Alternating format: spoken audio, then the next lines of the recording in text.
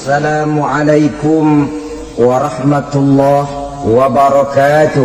Waalaikumsalam warahmatullahi wabarakatuh. Alhamdulillah wassalatu wassalamu ala sayyidina Rasulillah sayyidina wa maulana Muhammad ibn Abdullah wa ala alihi wa sahbihi wa mawala. La haula wa la quwwata illa billah, amma ba'du. Selalu berusaha menyimpan sesuatu yang bisa membawa manfaat, baik untuk dirinya, untuk anak cucunya, maupun untuk keluarganya, untuk masa kini dan masa depannya. Kadang simpanan itu berbentuk uang, kadang berupa tanah, lain saat berbentuk pabrik, dan lain sebagainya. Sementara masa depan yang paling pasti adalah akhirat. Jika untuk masa depan dunia kita rela memeras keringat, membanting tulang, pergi pagi dan pulang petang, menyimpan uang, menyimpan tanah, menyimpan pabrik, pernahkah kita merenung jika satu saat kiamat datang, kita dibangkitkan dari kubur masing-masing, berdiri di padang mahsyar untuk mempertanggungjawabkan seluruh kegiatan hidup kita di dunia ini. Lalu kita akan menuju ke alam akhirat. Sudahkah kita mempunyai simpanan untuk akhirat kita? Pada pertemuan kali ini saya ingin menyampaikan sebuah hadis di mana Rasulullah sallallahu alaihi wasallam bersabda, "Arba'un min kanzil jannah." Simpanan sorga ada 4 macam. Yang pertama, ikhfa'us sadaqah, menyembunyikan sedekah. Saudara-saudara kaum muslimin, sebagaimana yang kita maklum bahwa Allah Subhanahu wa taala melebihkan sebagian rezeki dari kita terhadap yang lain. Ada yang kaya, ada yang setengah kaya, ada yang miskin, ada yang setengah miskin, dan selanjutnya. Ada yang gajinya kecil tapi penghasilannya gede. Ada yang penghasilannya gede tapi nggak punya gaji. Ada juga yang memang gajinya gede dan penghasilannya gede. Kelebihan rezeki merupakan sunnatullah dan tidak harus membuat kita merasa lebih dari yang lain. Bahkan sebaliknya, kelebihan itu harus membuat kita ringan tangan untuk menolong mereka yang memang memerlukan pertolongan. Kalau saudara diberikan ilmu, maka pertanyaan akhirat cuma satu: ilmumu kau amalkan untuk apa? Kalau saudara diberikan umur yang panjang, pengadilan akhirat juga bertanya satu: umurmu kau habiskan di mana? Tapi kalau saudara diberikan harta, pengadilan akhirat akan bertanya 2: hartamu kau dapat dari mana? Kau belanjakan kemana? Dari mananya ditanya, dan kemananya juga ditanya.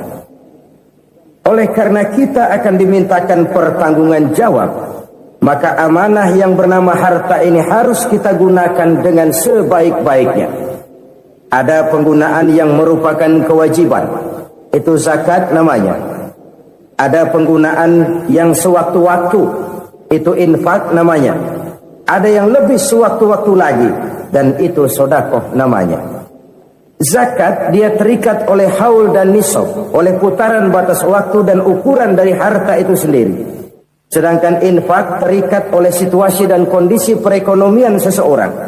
Sedangkan sedekah tidak terikat dengan apapun.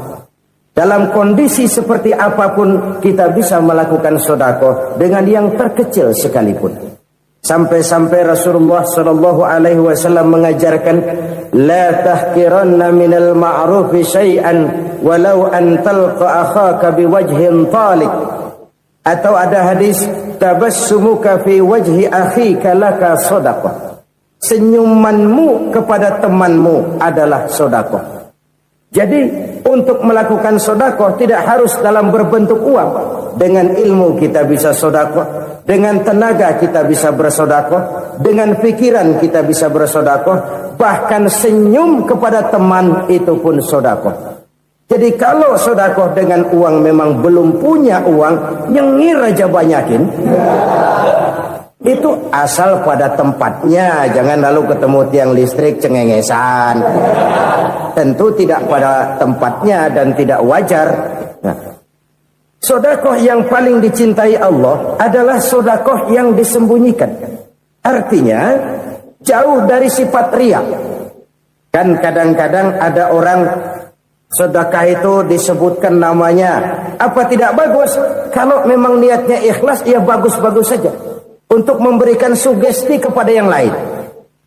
Si Fulan bin Fulan nyumbang sekian, diumumkan. Boleh kalau niatnya untuk memberikan rangsangan kepada yang lain supaya dia menyumbang lebih besar dari orang tadi. Tapi kalau itu mendatangkan riya, maka sedekah yang paling dicintai Allah adalah sedekah yang disembunyikan. Tangan kiri saja tidak tahu apa yang diberikan oleh tangan kanan. Sedekah yang dilakukan dengan ikhlas akan merupakan perbendaharaan surga, tersembunyi dari pandangan orang lain, tidak seorang pun tahu. Karena memang sikap yang baik adalah melupakan kebaikan dan mengingat kesalahan. Itu salah satu ciri orang bahagia. Orang yang selalu mengingat kesalahannya dan berusaha melupakan segala kebaikannya. Kalau dia akan ada kebaikan, dia tidak bisa ikut, dia merasa rugi karena dia merasa belum pernah berbuat baik. Tapi kalau akan melakukan kesalahan baru, dia ingat kesalahan yang sudah-sudah, sehingga terhalang baginya untuk melakukan satu kesalahan baru. Demikianlah saudara-saudara, bahwa Allah melebihkan rizki sebagian kita dari yang lain, agar terjadi tolong-menolong dalam kehidupan ini. Jadi kesenjangan yang nature, kesenjangan yang alami, itu sunnatullah. Ada yang kaya, ada yang miskin, ada yang kelas menengah. Nah, kenapa lalu sekarang kita berusaha mengentaskan kemiskinan? Oleh karena adanya kesenjangan struktural. Kalau yang kaya bisa semakin kaya, kenapa yang miskin tidak bisa naik jadi ikut sedikit kaya? Sebab pada dasarnya Islam adalah agama yang sejak turunnya sudah berupaya memerangi kemiskinan. Bahkan dikatakan kemiskinan itu mendekatkan kepada kekufuran. Orang kalau miskin udah dekat banget sama kafir. Gampang menjadi kafir. Berapa banyak saudara-saudara kita yang oleh karena soal perut, oleh karena soal materi, terpaksa meninggalkan dan menanggalkan akidahnya. Menjual petunjuk yang diberikan Allah dengan kesenangan dunia yang cuma sebentar ini. Na'udzubillah, thumma na'udzubillah. Jadi makin kita sembunyikan satu sedekah, semakin banyak perbendaharaan kita di surga. Sedekah yang paling dicintai Allah adalah sedekah yang disembunyikan. Malahan ada seorang sufi, dia punya kebiasaan kalau pergi sholat Jumat dia bawa uang, itu uang dia taruh di bawah tikar masjid. Dia niat sedekah kepada siapa saja yang nemuin itu duit. Maksudnya apa? Supaya yang nemuin nggak tahu siapa yang punya duit. Demikian dia saking ingin menyembunyikan sedekahnya. Karena sifat riya itu bisa memakan amal kita sendiri. Riya itu termasuk menyebut-nyebut kebaikan kita. Orang yang suka nepuk dada, sedikit-sedikit ngitungnya kalau nggak gua. Tuh kalau nggak gua tuh. Tuh yang belas itu kalau nggak gua, kalau nggak gua. Iya kalau nggak lu kenapa emang? Orang yang suka menepuk jasad. Tuh biasanya memang begitu saudara-saudara. Kalau perang lagi berkecamuk, orang nggak sempat ngaku jadi pahlawan. Tapi begitu perang selesai, yang kagak kenal bedil ngaku pahlawan, mas. Itu sesuatu yang biasa. Oleh karenanya, orang-orang yang ikhlas dalam bersedekah, disembunyikannya sedekah itu, Allah cinta betul. Malahan ada hadis memberikan jaminan, inna sadaqatal mar'il muslimi tazidu fil umri wa tadfa'u mitata su'i. Sesungguhnya sedekahnya seorang mukmin tazidu fil umri, bisa menambah umur panjang. Wa tadfa'u mitata su'i, dan menyelamatkan manusia dari mati secara su'ul khatimah. Jadi siapa yang kepengen panjang umur, banyaklah sedekah. Yang bosan hidup, pelit terus. Sedekah menambah panjang umur dan menyelamatkan manusia dari mati secara su'ul khatimah. Pak, katanya umur itu nggak bisa ditambah, nggak bisa dikurangin. Kapan? Kalau ajal sudah datang. Fa idza jaa ajaluhum la yastakhiruna sa'atan wa la yastakdimun. Kalau ajal datang tidak bisa dimajukan, tidak bisa dimundurkan. Itu kalau ajal sudah datang. Tidak bisa lagi umur ditambah dikurangi, sudah datang. Tapi kalau belum datang, itu kan haknya Allah. Mau ditambah, mau dikurangi, hak prerogatif Allah. Sebagai pencipta manusia, Allah Maha Kuasa dan Maha Mampu. Sedekah ini menambah panjang umur dan menyelamatkan manusia dari mati secara su'ul khatimah. Itu orang mati kan sama ya, kondisinya mati, nggak nafas. Tapi hakikat mati kan lain-lain. Ada yang mati itu husnul khatimah, baik akhirnya. Misalnya lagi ngaji mati, lagi sholat mati, lagi sedekah mati. Ini yang dinamakan dengan husnul khatimah, baik di akhirnya. Sebaliknya ada yang su'ul khatimah, jelek di akhirnya. Ini yang jadi catatan akhir. Lagi nyekek botol, mampus. Lagi banting kartu, modar. Su'ul khatimah, jelek pada akhirnya. Sedekah menyelamatkan manusia dari mati secara su'ul khatimah. Dan kita semua kepengen mendapat husnul khatimah, jauh dari su'ul khatimah. Oleh sebab itu yang bisa menyelamatkan kita dari penyakit itu antara lain adalah sedekah yang disembunyikan. Yang dikerjakan dengan ikhlas karena Allah. Tidak karena kepengen dipuji orang. Tidak karena ingin dikatakan orang pemurah. Sebab orang dermawan itu orang yang memberi tanpa harus diminta. Kalau masih harus diminta, ya belum dermawan namanya. Masih harus diminta. Kalau nggak diminta ya tulus. Lolos, polos.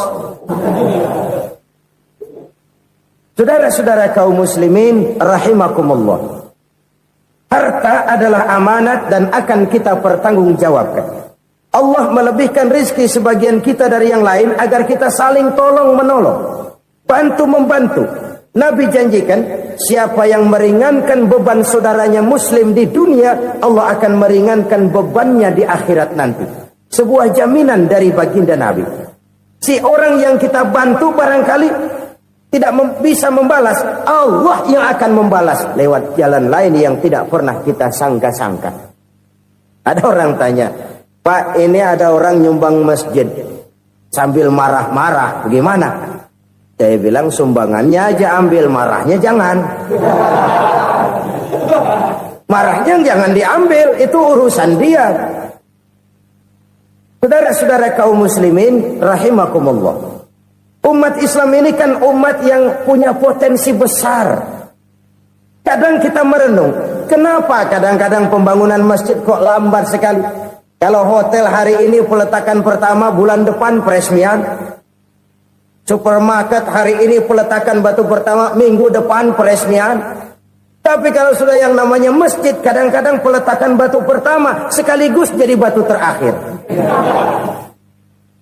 3 tahun, 4 tahun, campur nebar jalak di jalanan, duit dijaring kayak ikan sepat.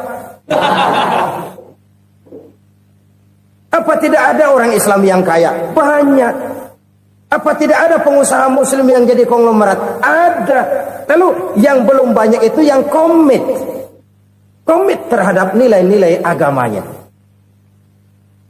Akhirnya kita jatuh jadi umat yang lemah. Belum ada pengusaha konglomerat muslim buka pabrik supermi cap beduk misalnya umpamanya atau pabrik kecap cap sorban supaya identitas keislamannya sedikit kelihatan. Kita jatuh jadi umat yang lemah karena potensi tidak terinventarisir dengan baik. Kita ini ibarat kompor yang cuma matengin nasi orang lain. Potensi kita dimanfaatkan oleh orang lain. Ukhuwah Islamiyah kita baru terbatas kepada silaturahmi. Ukhuwah di bidang ekonomi kita lemah, ukhuwah di bidang kebudayaan kita lemah, apalagi ukhuwah di bidang politik kita lebih rapuh lagi. Padahal ukhuwah itu adalah totalitas kehidupan manusia, menyangkut ipolek sosbud, memerlukan nilai-nilai ukhuwah. Jadi oleh karena itu mari kita menyadari, di dalam harta kita, walaupun kita yang cari, pergi pagi, pulang sore, peras keringat, banting tulang, di sana ada harta anak yatim. Di sana ada hak masjid. Di sana ada hak pesantren. Di sana ada hak jihad. Berbahagialah seseorang apabila dia oleh Allah dijadikan keran. Keran itu menyimpan air, tapi tidak untuk dirinya, tapi disalurkannya kepada mereka yang memang memerlukannya. Saudara-saudara kaum muslimin rahimakumullah, ini yang pertama. Jadi perbendaharaan surga adalah menyembunyikan sedekah. Orang lain nggak tahu, kita pun nggak pernah ngitung-ngitung. Kita anggap lewat begitu saja, padahal itu deposit akhirat. Satu. Yang kedua, perbendaharaan surga itu apa? Wa kitmanul musibah, menyembunyikan kesulitan. Kadang orang takut menghadapi kesulitan. Tapi makin kita merenung, hidup ini kan sebenarnya urusan. Takut sama urusan, ya jangan hidup. Tandanya orang hidup itu kalau punya urusan. Urusan melupakan problem. Problem sering menimbulkan kesulitan. Kesulitan bukan untuk ditakuti, tapi untuk diatasi dan dicarikan jalan keluarnya. Siapa sih orangnya yang gak pernah sulit-sulit? Makin tinggi status sosialnya, makin gede urusannya. Makin tinggi kualitas imannya, makin berat tingkat kesulitannya. Cuma memang yang namanya enak itu seperti pelangi. Biang lala itu nggak pernah di atas kepala kita, di atas kepala orang melulu. Lo sih enak lo, kata kita. Dia juga bilang yang enak kan lo. Pelangi itu nggak pernah di atas kepala kita. Kata tukang beca, aduh enak ya naik Mercy. Kata tukang beca, apa yang di dalam mobil Mercy? Aduh enak bener tukang beca, di jok ngeringkuk ngorok pules bener. Saya kamar pakai AC sejuk, tempat tidur sutra, empuk, alga, spring bed, gula kulik nggak bisa pules kalau belum minum Valium, belum tidur. Enak bener tukang beca, di jok ngorok nggak tahu wetan kulon. Si tukang beca bilang yang di Mercy enak, yang di Mercy bilang tukang beca enak. Inilah enak.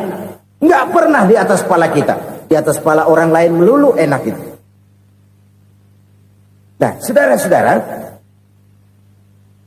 yang merupakan perbendaharaan surga itu orang yang bisa menyembunyikan kesulitan, baik pribadi ataupun rumah tangga. Nih terutama rumah tangga yang jadi soalnya. Kadang-kadang kita ini kalau senang, sebaliknya kalau senang kita diam, kalem aja, cuek. Banyak banget duit kita bawaan, diam aja udah. Malah ketemu orang takut. Tapi begitu susah, sekampung tahu. Padahal Nabi mengajarkan perbendaharaan surga itu menyembunyikan musibah, menyembunyikan kesulitan. Kalau enak, cerita sama orang-orang. Kalau nggak enak, rasain sendiri, tekan sendiri, atasin sendiri. Kita kan sebaliknya. Tenang kita diam, asal lagi susah, paling tidak kita nyari teman buat cerita kesusahan. Siapa orangnya yang nggak pernah susah? Cuma soalnya bagaimana kita mengatasi kesusahan itu sendiri. Begitu juga misalnya kalau orang sudah berumah tangga, itu orang tuanya harus menjadi tempat dia cerita yang enak-enak saja. Yang nggak enak rasain berdua, selesaikan berdua, atasin berdua. Jangan dibalik. Asal senang diam, giliran susah aja. Maknya laporan. Terbalik. Bisa menjaga security informasi. Maka nama bayam keluar diam, malah seluitan. Enak amat lo makan daging ayam. Security informasi. Saudara-saudara kaum muslimin rahimakumullah. Ujian yang terberat itu yang pernah diberikan kepada para nabi, para rasul, para aulia, para ulama, makin tinggi keimanan, makin berat bentuk kesulitan. Ayo saya kemukakan satu contoh saja. Ada seorang nabi yang kaya, nabi kaya, namanya Nabi Ayub. Iblis kalau orang begini kan keki, ibadahnya rajin, kaya. Ini yang kayak begini susah digodain. Kalau ibadahnya rajin, miskin, kali bisa disogok. Sini imannya mantap, ibadahnya rajin, kaya, nabi lagi. Oh, tapi namanya iblis nggak kurang akal. Laporan, Tuhan, kenapa iblis? Ya ini bahasa saya, bahasa Qurannya sih nggak gitu. Itu hambamu yang namanya Ayub, dia rajin ibadah cuma karena dikasih kaya aja. Coba kasih miskin dia, berhenti dia sembahyang. Ah, kamu bisa aja. Saya tahu Ayub itu hambaku yang ikhlas. Saya buktiin Tuhan, silahkan. Dibuktiin lah, iblis turun ke alamin. Yang mula-mula dia lakukan, dia rusak sawah ladang Nabi Ayub. Dia binasakan binatang ternak Nabi Ayub. Sehingga dalam waktu singkat, jatuhlah Nabi Ayub dari orang paling kaya jadi orang paling miskin. Beliau masih ibadah di mihrab dalam masjid. Datang iblis. Saudara Ayub, ya, lagi ngapain? Ibadah. Nyembah Allah, nyembah Allah. Oh, percuma. Kenapa? Tuhan yang ente sembah nih, dia udah bikin miskin ente. Sawah ladang ente hancur lebur, binatang ternak binasa. Sekarang ente jadi orang paling miskin. Ngapain nyembah Tuhan kayak begitu? Tekor. Udah berhenti dah ibadah, berhenti ibadah. Ini iblis sama Tuhan laporannya lain, yang dikerjakan kepada Nabi Ayub juga lain. Benar begitu iblis kata Nabi Ayub? Iya, sawah ladang saya habis, buras. Binatang ternak saya binasa, binasa. Saya miskin, bangpak. Apa jawab Nabi Ayub? Bukan innalillahi, ini hebat. Alhamdulillahillazi a'tani wa akhza minni. Segala puji bagi Allah yang telah memberikan harta kepada saya dan sekarang mengambilnya lagi. Alhamdulillah. Allah yang ngasih, Allah yang ambil. Itu mah urusan Allah. Iblis cuman ibadah jalan terus, sujud lagi Nabi Ayub. Iblis seleher gondok banget. Dasar Nabi nggak mempan dia apa-apain. Miskin malah alhamdulillah. Allah yang ngasih, Allah yang ngambil. Jadi kalau kita tidak komit, kita tidak terikat kepada kaya, miskin, senang, susah, apa yang bisa bikin kita susah? Jadikan kekayaan, kemiskinan, jadikan senang, susah sebagai anak buah yang bisa kita atur. Jangan kekayaan ngatur kita, jangan kemiskinan ngatur kita. Kita yang harus mengatur mereka. Senang, susah, kaya, miskin, bahagia, sengsara, jadikan itu anak buah yang bisa kita atur. Kalau sekarang kita kaya, lain saat boleh jadi kita miskin, semiskin-miskinnya. Allah yang ngasih, Allah yang ngambil. Tenaga mana yang bisa menghalangi? Ibadah jalan terus. Iblis makin gondok. Dasar Nabi loh. Akhirnya apa? Nabi Ayub dikerjain, diberikan penyakit. Demikian fatal penyakitnya. Bayangin, udah miskin sakit. Masya Allah. Miskin sakit. Sakitnya nggak lama, kira-kira 16 tahun. Istrinya 3, 2 mental minta ceraiin. Ngerawatin laki bengek begini. Senang belum tentu, susah udah pasti nih. Cerai aja, cerai dah. Cerai. Tinggal satu Siti Rahmah yang setia menemani beliau. Sesetia-setianya hati perempuan. Satu saat Siti Rahmah bilang, "Bang, iya, abang kan Nabi bang. Lalu namanya Nabi kan doanya jarang meleset bang. Maksud kamu minta kenapa sih sama Tuhan biar abang sembuh baik dah bang?" Siti Rahmah, iya. Saya sakit berapa tahun sih dah? 16 tahun bang. Sebelum ini saya sehat berapa tahun? Ya kira-kira 60 tahun bang. Nah coba ente banding-bandingin Rahmah. Saya dikasih sehat 60 tahun. Dikasih sakit 16 tahun, sudah nggak sabar mau doa kepada Allah minta sembuh. Saya malu kepada Allah. Diuji dengan yang luar biasa seperti ini, tidak mengganggu stabilitas kehambaannya. Dia tetap menghamba kepada Allah Subhanahu wa ta'ala. Saudara-saudara kaum muslimin rahimakumullah, kunci menghadapi kesulitan itu apa? Allah jelaskan dalam satu ayat, wa basyiris sabirin alladzina iza asabathum musibah qalu inna lillahi wa inna ilaihi raji'un. Gembirakan orang-orang yang sabar. Siapa mereka itu? Yang apabila mendapat musibah mereka kembali kepada keyakinan dasar, segalanya dari Allah dan segalanya akan kembali kepada Allah. Ini konsepsi dasar dari sikap muslim dalam menghadapi berbagai kesulitan. Segalanya dari Allah, segalanya akan kembali kepada Allah. Kalau ini sudah kondisi dasarnya, maka kita akan lapang menghadapi kenyataan bagaimanapun pahitnya. Apakah itu namanya miskin, apakah itu namanya sakit, bahkan maut sekalipun. Segalanya dari Allah, segalanya akan kembali kepada Allah. Ini sikap hidup, bukan sekedar ucapan. Kita kadang-kadang menjadikannya sebagai ucapan. Mulutnya sehingga berhenti, innalillahi wa inna ilaihi raji'un, tapi nangisnya terus gerung-gerungan. Bukan itu, ini kesadaran moral. Kalau segalanya dari Allah, segalanya kembali kepada Allah, kan sebenarnya cuma nunggu giliran. Hari ini saya nyembayangin dia, entah hari apa saya disembayangin orang. Hari ini saya antar dia ke kubur, entah hari apa orang nganterin saya ke kubur. Hari ini saya tahlilkan dia, entah nanti kapan orang tahlilkan saya. Segalanya dari Allah, segalanya akan kembali juga kepada Allah. Oleh sebab itu saudara-saudara, kesulitan bukan untuk ditakuti. Kesulitan justru untuk diatasi, dicarikan jalan keluarnya. Dan tidak ada orang yang tidak pernah mendapat kesulitan. Tidak ada. Semakin tinggi status sosial, semakin tinggi kualitas keimanan, semakin besar juga tingkat kesulitan. Hanya saja bagaimana cara kita mengatasinya. Dan Al-Quran menyatakan, inna ma'al usri yusra. Di balik kesulitan itu pasti ada kemudahan. Roda itu berputar.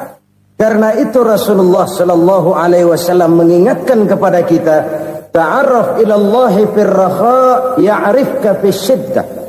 Ingatlah kepada Allah di waktu kamu senang, supaya Allah ingat kepada kamu di waktu kamu susah.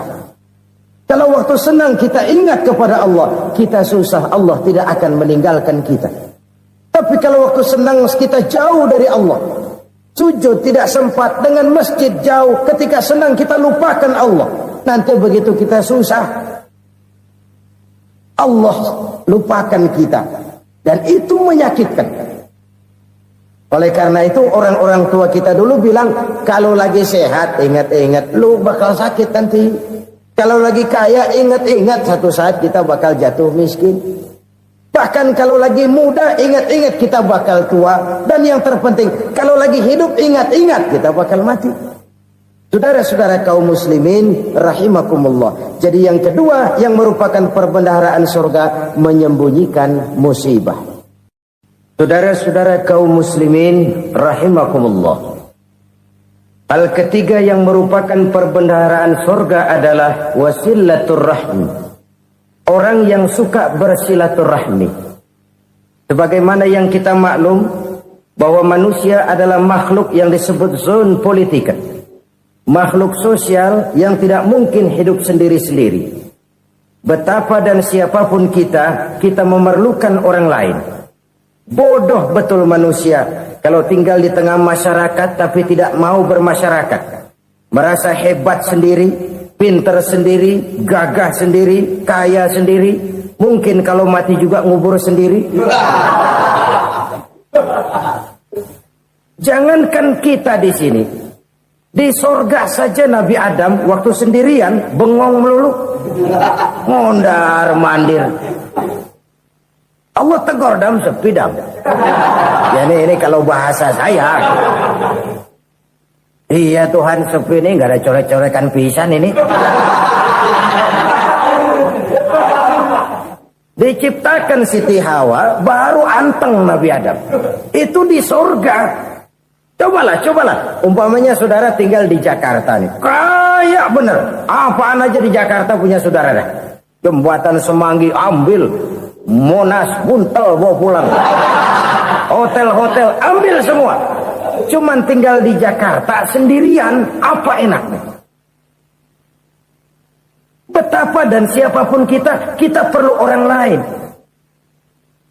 Tidak ada seorang pun yang bisa memenuhi kebutuhan hidupnya secara sendiri-sendiri. Nah, Islam telah menyelamatkan manusia dari ras diskriminasi. Mengikat manusia dengan persaudaraan yang berlandaskan kepada akidah. Karena itu dianjurkan bersilaturahmi. Bahkan Nabi menyatakan, Man arada ayyubsata lahu fi rizkihi wa yunsa'a fi atharihi falyasil rahimah. Siapa yang kepengen diluaskan rezekinya dan dipanjangkan usianya, banyaklah ia bersilaturahmi. Siapa yang kepengen dimudahkan rezekinya, hendaknya ia banyak bersilaturahmi. Kalau banyak teman, kesulitan kan paling tidak ada tempat cerita. Udah susah, sendirian kita pikirin diri, nggak ada tempat tukar pikiran. Cepet banget sama bengek. Dilawan sendiri. Nah, secara makro kita bisa berkata, tidak mungkin ada kemenangan kalau tidak ada kekuatan. Tidak ada kekuatan kalau tidak ada kesatuan dan persatuan. Tidak mungkin ada kesatuan dan persatuan tanpa semangat silaturahmi. Kalau umat Islam mau menang, dia harus kuat. Kalau umat Islam mau kuat, dia harus bersatu. Kalau umat Islam mau bersatu, dia harus membudayakan silaturahmi ini. Bahkan sampai-sampai kata Nabi, kalau bisa cari nilai tambah. Apa? Silman qata'ak. Bersilaturahmilah kau kepada orang yang marah denganmu. Masya Allah, indahnya ajaran agama kita. Orang yang marah pun kepada kita, kata Nabi, kalau bisa bersilaturahmilah kepadanya. Kepada orang yang marah itu. Di situ nilai tambah. Cuman jujur nih hadis, ngucapinnya gampang, ngamalinnya yang berat banget. Orang marah sama kita disuruh silaturahmi, ada apa malu? Lu marah, ada gue marahan lagi. Gue pikirin. Saudara-saudara kaum muslimin rahimakumullah. Tapi ini yang diajarkan, bahkan ini yang dicontohkan oleh baginda Rasul. Bagaimana begitu mudah, misalnya satu saat Abu Jahal ini ngatur strategi bagaimana bikin Muhammad celaka. Dia gali lubang di depan tempat tidurnya. Dia tutupin daun korma. Terus dia panggil seseorang, ke sini. Kasih tahu Muhammad, pamannya sakit keras, minta ditengokin. Berangkat orang ini ke sana. Muhammad, labbaik. Pamanmu sakit keras, dia minta ditengokin. Baik, saya akan datang menjenguk beliau. Berangkatlah Nabi ke rumah Abu Jahal tanpa prasangka apapun. Abu Jahal udah pasang setil, selimut 3 rangkap setengah dipakai, persis kayak orang meriang. Tapi sembari ngintip dari balik selimut, begitu Muhammad buka pintu, nah masuk perangkap nih. Muhammad jalan menuju tempat pembaringan. Makin lama makin dekat, makin lama makin dekat, makin dekat ke lubang yang dipasang oleh Abu Jahal itu. Dalam hati Abu Jahal, terus dah jatuh, mampus dah lo ini. Mampus lo hari ini. Apa yang terjadi? Malaikat Jibril datang. Muhammad, pamanmu cuma pura-pura sakit. Di depan tempat tidurnya ada lubang perangkap supaya kamu jatuh ke situ. Sudah, kamu pulang. Balik kanan Nabi. Sudah hampir jatuh ke lubang, balik kanan, pulang. Bayangin kecewanya Abu Jahal. Muhammad dikit lagi. Enggak paman, saya pulang aja. Emosi bangun dari tempat tidur, enggak sadar kalau lagi pura-pura sakit. Lompat ngejar Nabi, dia lupa dengan lubang yang dia gali. Serak, nyemplung sendiri ke dalam lubang.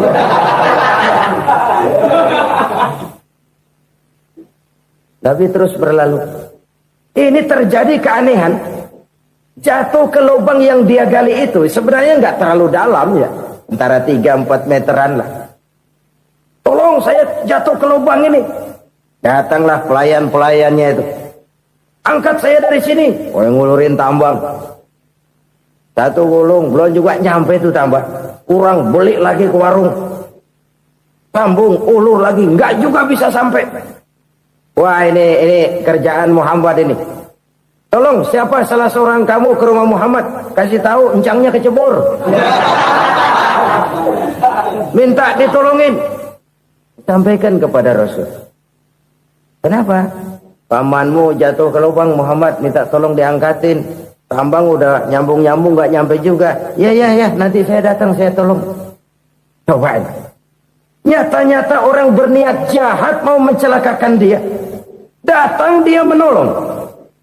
Ini yang disebut air tuba dibalas air susu ya ini. Bukan sebaliknya. Air tuba dibalas air susu. Paman, kecebur ya? Iya Muhammad, tolong ini. Pegang tangan saya. Nabi ulurkan tangannya. Nyampe. Dipegang oleh Abu Jahal. Diangkat ke atas. Sampai atas, apa kata Abu Jahal? Sihirmu memang hebat Muhammad. Udah ditolongin dikata sihir. Yang enak kita kemplang kan itu orang begitu. Urusan apa? Tapi inilah akhlak. Kalau bisa kamu bersilaturahmilah dengan orang yang marah kepadamu sekalipun. Orang marah kita tetap baik.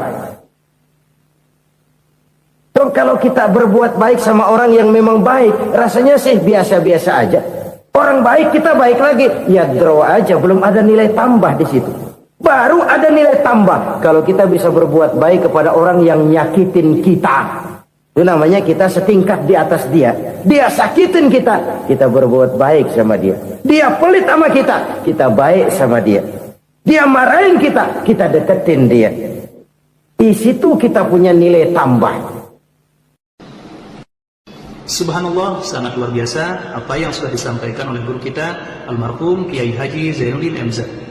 Sahabat beriman yang dirahmati Allah, tetaplah di channel ini karena kajian ini belum selesai dan masih banyak hal-hal menarik yang akan disampaikan oleh guru kita almarhum Kiai Haji Zainuddin MZ. Maka dari itu, tetaplah di channel ini dan mari kita lanjutkan kembali. Selamat mendengarkan. Jadi siapa yang ingin diluaskan rezekinya kata Nabi dan dipanjangkan umurnya, hendaklah ia banyak-banyak bersilaturahmi. Sederhana sebenarnya silaturahmi, tapi silaturahmi membangkitkan semangat kesatuan dan persatuan. Kesatuan dan persatuan melahirkan kekuatan. Dalam matematika 1 ditambah 1 pasti 2. Tapi di tengah masyarakat 1 orang takut ditambah 1 orang takut, hasilnya jadi 2 orang setengah berani. Kenapa setengah berani? Karena udah berdua. Tadi pan takut sendirian. Kalau dia kumpul turu-turu takutlah jadi berani. Kita yang lemah, kita yang tidak berdaya, kita yang miskin, kalau mau kompak bersatu, apa yang nggak bisa kita kerjain? Apalagi tinggal di kota besar, pilihan cuma 2, bertahan atau minggir. Bertahan atau minggir. Untuk bisa bertahan harus mampu bersaing. Untuk mampu bersaing harus punya keahlian. Keahlian harus ditunjang dengan pendidikan, ditambah oleh kekompakan sebagai umat. Udah miskin mencar mulu, orang injak kita. Orang nggak pandang urusan apa yang malu. Oleh karena itu silaturahmi pada hakikatnya merupakan roh dari ukhuwah yang diajarkan oleh agama kita. Bagaimana Islam menyelamatkan masyarakat manusia dari ras diskriminasi, mengikat manusia, dan tidak ada persaudaraan yang lebih indah selain persaudaraan yang diikat dengan nilai-nilai akidah. Sepanjang orang di jalan Allah, itulah saudara kita. Keluar dia dari jalan Allah, selesailah persaudaraan sampai di situ. Karena itu, kalau ingin menyimpan sesuatu di surga, banyaklah bersilaturahmi. Datang ke rumah ini, datang ke rumah itu, dan lain sebagainya. Itu simpanan kita di akhirat nanti. Ini yang ketiga. Saudara-saudara, yang keempat, perbendaharaan surga itu apa? Wa qawlu la hawla wa la quwwata illa billah. Ucapan la hawla wa la quwwata illa billah. Ibadah kan ada yang berat, modalnya besar. Bangun masjid berat, modalnya besar. Bangun rumah sakit berat, modalnya besar. Ada ibadah yang berat tapi modalnya ringan. Misalnya puasa, Puasa itu berat, mengendalikan nafsu. Kalau sekedar nggak makan nggak minum sih enteng, mengendalikan nafsu itu jihad terbesar. Tapi kan modalnya ringan, cuma niat saja. Ini ibadah berat, modalnya ringan. Ada ibadah yang ringan, modalnya juga enteng. Seperti termasuk ucapan la haula wala quwata illa billah. Tanpa sadar, la haula wala quwata illa billah, nyelengin tuh di surga. Nyelengin, kita nggak terasa, nyelengin simpenan akhirat. La haula wala quwata illa billah, nyimpen lagi. Kaget, la haula wala quwata illa billah, nyimpen lagi. Banyak simpenan. Walaupun sebenarnya yang dimaksud di sini adalah kesadaran batin bahwa tidak ada daya dan kekuatan kecuali Allah. Itu intinya. Kita memulai pekerjaan disunahkan baca bismillah, kan begitu? Apa itu? Kesadaran moral bahwa ini saya bisa kerjakan. Saya kerjakan ini dengan menyebut nama Allah. Kenapa? Kalau Allah tidak memberikan daya dan kekuatan, mana mampu saya kerjakan ini. Maka saya kerjakan ini dengan menyebut nama Allah. Bismillah. Kesadaran moral. Manusia hanya wajib berusaha, tapi nggak pernah wajib berhasil. Banyak hal-hal yang kalau kita renungkan secara rasio nggak mungkin, tapi jadi kenyataan. La haula wala quwata illa billah. Tidak ada daya dan kekuatan kecuali bagi Allah semata-mata. Kesadaran moral akan kelemahan dan keterbatasan makhluk bernama manusia. Kadang kita kagum dengan otak, tapi kita sering lupa sama yang bikin otak. Padahal bagaimanapun hebatnya otak, yang bikin otak pasti lebih hebat dari otak. Nggak percaya, silahkan otak-otakan. Inilah kecenderungan. Kita kagum dengan pesawat-pesawat mutakhir, bukan main besi gede banget terbang itu. Alangkah hebatnya. Lalu apa yang bikin otak tidak lebih hebat dari itu semua? Kita puji laut. Apa yang bikin laut tidak lebih hebat dari laut itu? La haula wala quwata illa billah. Tidak ada daya dan kekuatan kecuali Allah. Apa yang bisa kita lakukan kalau tidak karena daya dan kemampuan yang diberikan oleh Allah kepada kita? Lahirlah sikap tawadu, rendah hati, tidak melonjak menjadi angkuh dan sombong, sadar akan kelemahan dan keterbatasan diri sebagai makhluk yang diciptakan oleh Allah Subhanahu wa taala. Jadi satu sisi ini ucapan yang berpahala, la haula, jadi wiridan. Pada sisi lain ini kesadaran moral, sikap mental, kesadaran batin bahwa yang punya daya dan kekuatan itu cuma Allah. Kita nggak pantas untuk sombong, sebab sombong itu pakaiannya Allah. Kita nggak sedang pakai pakaian Allah, kegedean. Dan makin kita renungi, makin terbentur. Apa sih yang bisa kita sombongin? Kita mau sombong apa? Kaya? Pintar? Itu kan semua relatif. Di atas langit masih ada langit lagi. Jadi oleh karenanya, marilah kita menyadari. Manusia hanya wajib berusaha, tapi tidak pernah wajib berhasil. Yang berusaha saja tidak wajib berhasil, apalagi yang tidak berusaha. Islam bukan agama orang pemalas yang selesai sholat lalu enggelohom, enggelenggem ayem-ayem. Tapi Islam bukan agama orang sombong yang setelah berusaha lalu tidak memerlukan Allah. Kita bisa saja bikin proyeksi, tahun sekian kita bakal panen besar menurut perhitungan otak. Tapi ada kejadian lain. Apa? Tikus ngambek. Habis itu dimakanin tikus, panen gagal. Proyeksi rasional gagal oleh tikus-tikus yang ngambek itu. Bisa saja terjadi. Tahun depan kita panen besar, urung. Kenapa? Musim panas panjang. Dan sekarang ini koran-koran bikin berita musim mengalami penyelewengan. Bukan cuma manusia yang nyeleweng sekarang. Musim pakai nyeleweng. Mestinya kan musim hujan udah selesai. Masih hujan-hujan juga. Musim. Nah sekarang kita boleh bikin proyeksi. Kita bakal panen besar. Tahu-tahu musim panas panjang. Sawah retak, air kering. Cari teknokrat yang paling botak. Suruh pendekin tuh musim panas. La haula wa la quwwata illa billah. Inilah kesadaran moral. Saudara, saya teringat satu saat ada seorang konglomerat. Umurnya ya kira-kira 70-an. Satu saat dia ditanya oleh wartawan, "Pak, umur Bapak berapa sih?" "Ya paling 10 tahun." 10 tahun? 10 tahun? Anak Bapak berapa orang? Satu. Satu saja? Satu. Harta Bapak berapa? Ya paling-paling bangsa 7 juta kali. 7 juta? Iya. Pak, kenapa Bapak bohongi saya? Bapak punya buku biografi. Koran-koran, majalah-majalah banyak memuat cerita riwayat hidup Bapak. Saya tahu umur Bapak 70. Kenapa bilang cuma 7 tahun? Saya tahu anak Bapak 8. Kenapa cuma bilang 1? Saya tahu harta Bapak miliaran, mungkin triliunan. Pabrik di mana-mana, bank di mana-mana. Kenapa bilang uang Bapak cuma 7 juta? Nah, kata si konglomerat tadi, kamu benar nak, kamu benar. Umur saya kalau jumlahnya memang 70 nak.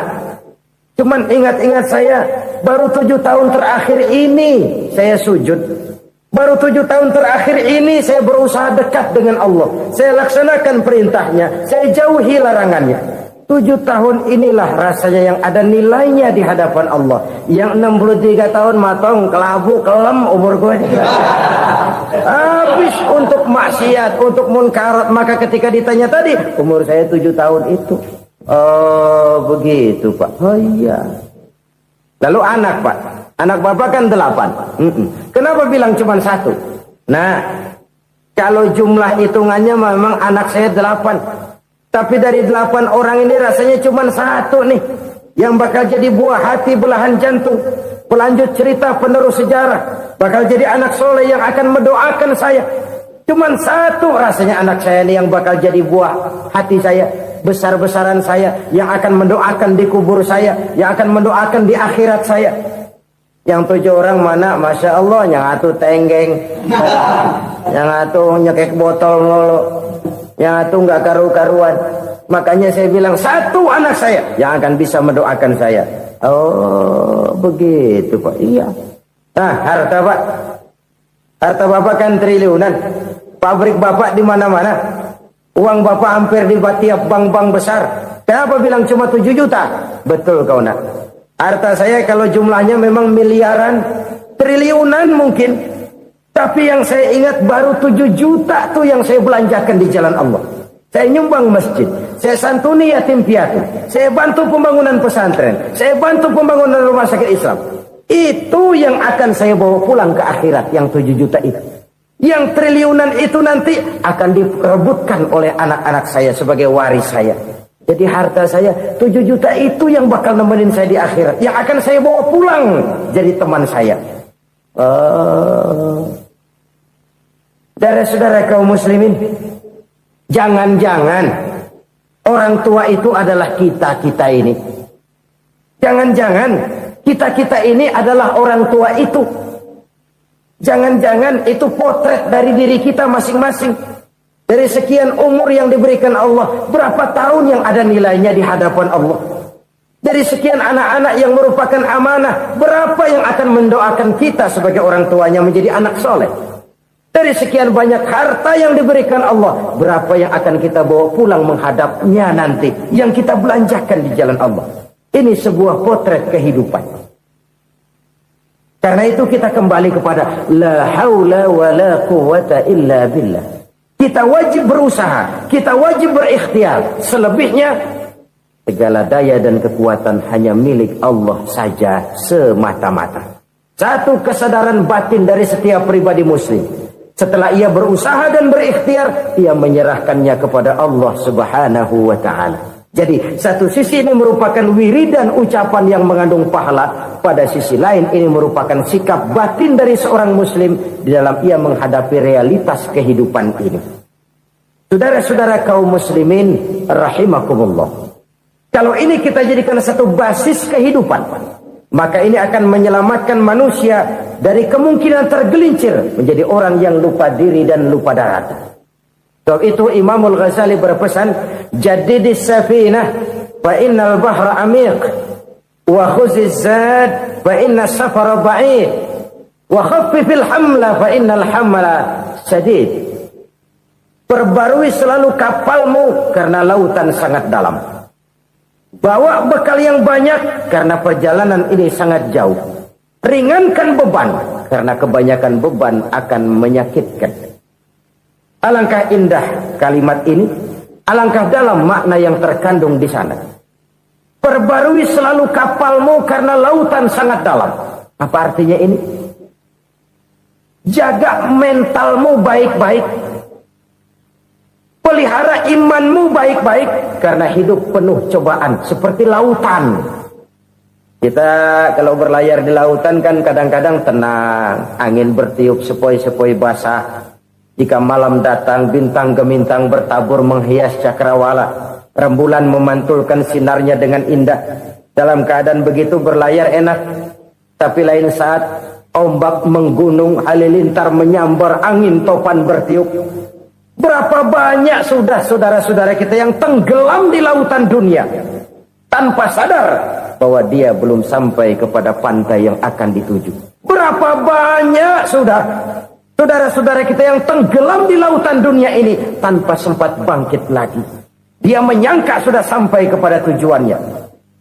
Hati-hati kapal jangan sampai bocor karena lautan sangat dalam. Iman ini jaga baik-baik karena hidup penuh dengan ujian. Wa khuzizat fa inna safara ba'id. Bawa bekal yang banyak karena perjalanan sangat jauh.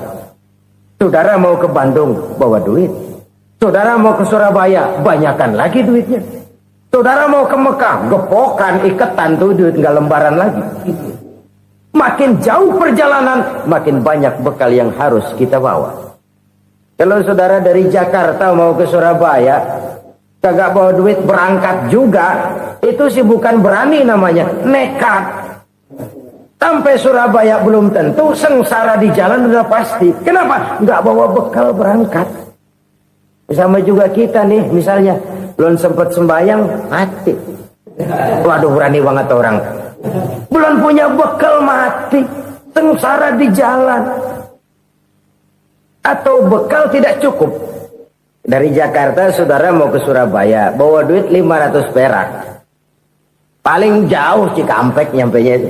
Paling jauh itu. Antara jauhnya perjalanan dengan bekal yang saudara bawa tidak seimbang. Hidup ini perjalanan panjang. A walking tour. Dimulai dari alam arwah. Sebelum jasad diciptakan, roh diciptakan lebih dulu. Dari situ pindah ke alam rahim. Dari alam rahim pindah ke alam dunia. Dari alam dunia pindah ke alam barzah. Baru menuju akhirat. Satu perjalanan panjang. Kalau bekal tidak bawa, sengsara di jalan. Bawa bekal yang banyak karena perjalanan ini sangat jauh. Wa khaffifil hamla, ringankan beban karena beban itu cuma akan menyulitkan. Kalau bekal itu sih keperluan, tapi beban nggak kita perluin, cuma ngeberat-beratin. Apa ini beban? Dosa, kecurangan, kebatilan, kesoliman, ketidakadilan, kesewenang-wenangan. Itu akan jadi beban kita di akhirat. Alangkah celakanya, perjalanan panjang, bekal tidak bawa, beban kelewat banyak, alamat sengsara di jalan. Pahala tidak ada, dosa berlipat ganda. Na'udzubillah, summa na'udzubillah. Kalau kita rangkum nasihat Al-Ghazali dengan kisah si konglomerat tadi, kita akan mengambil kesimpulan. Pertama, bekal terbaik dalam menghadapi gejolak kehidupan ini tidak lain adalah iman. Yang kedua, pahala dan dosa. Dua hal kontroversial. Pahala adalah bekal, dosa adalah beban. Tapi kita sekarang kan tidak begitu terangsang kepada yang abstrak. Orang berlomba mencari yang konkret-konkret saja. Yang real. Kalau memang dosa, benjol dong. Kira-kira begitu. Kira-kira begitu. Persis orang Yahudi dulu. Orang Yahudi itu kan pernah minta kepada Nabi Musa. Ya Musa, lan nu'mina laka hatta narallaha jahrah. Musa, kami nggak bakal mau beriman kepada Allah kalau belum kami lihat Allah ada nongkrong di depan kami. Kalau memang Tuhan ada, taruh dong di depan kami. Mau yang konkret-konkret saja. Kalau memang dosa, benjol dong. Kalau memang pahala, berasa dong. Orang terangsang kepada yang real, yang konkret-konkret saja. Karena itu, untuk mengejar dosa orang mau bayar. Tapi untuk mengejar pahala, walaupun tidak bayar, orang segan. Ini yang dikatakan oleh Nabi. Kamu mengharapkan ke surga, tapi kamu berat melaksanakan sesuatu yang bisa membawa kamu ke surga. Kamu ingin jauh dari neraka, tapi tiap saat kamu lakukan perbuatan-perbuatan yang justru menjerumuskan kamu ke neraka. Idda'aitum an-najata minan nar wa ramaitum fiha anfusakum. Kamu ingin selamat dari neraka, tapi kamu lemparkan diri kamu ke neraka. Kamu ingin masuk surga, tapi berat sekali kamu melakukan perbuatan-perbuatan yang bisa menyampaikan kamu di surga. Saudara-saudara kaum muslimin rahimakumullah. Jadi hal keempat yang merupakan perbendaharaan surga adalah la haula wa la quwwata illa billah. Satu sisi ini merupakan ucapan yang memperberat timbangan akhirat. Pada sisi lain ini merupakan sikap hidup seorang muslim. Kesadaran batin yang sangat dalam bahwa tidak ada daya dan kekuatan kecuali Allah. Dan itu kita simbolkan pada saat memulai pekerjaan dengan Bismillah. Dengan menyebut nama Allah. Satu kesadaran moral. Saya hanya bisa melakukan ini karena diberikan daya dan kekuatan oleh Allah. Lahirlah sikap tawadu, rendah hati, tidak melonjak menjadi angkuh dan sombong. Saudara-saudara, sampai sini dulu jumpa kita kali ini. Semoga 4 perbendaharaan surga ini dapat kita lakukan, yang kelak akan merupakan bekal kita di kemudian hari nanti. Amin ya rabbal alamin. Terima kasih banyak atas segala perhatian. Mohon maaf atas segala kekurangan. Usikum wa nafsi bitaqwallah. Wassalamualaikum warahmatullahi wabarakatuh.